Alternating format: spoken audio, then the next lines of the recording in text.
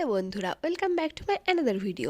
Kalyani central park থেকে বেরিয়ে আমি চলে গিয়েছিলাম আরও একটি সুন্দর ঠাকুর দেখতে, যেটি ছিল কল্যাণী কোলাজ ক্লাবের পরিচালনায়। তোমরা এই সরস্বতী পূজায় কোথায় ঘুরলে, কেমন ঠাকুর দেখলে জানিও। কিন্তু আমি যে এই থ্রি পিসটা পরেছি, এটা পরে আমার কেমন লাগছে সেটা জানাতে ভুলো না কিন্তু তোমরা।